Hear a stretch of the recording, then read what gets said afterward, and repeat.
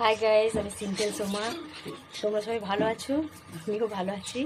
আজকে সকালে জল খাবার কী বানিয়েছি দেখাচ্ছি, দাঁড়াও তোমাদেরকে।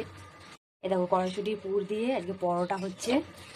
বাচ্চারা বড়রা সবাই ভালোবাসে খেতে।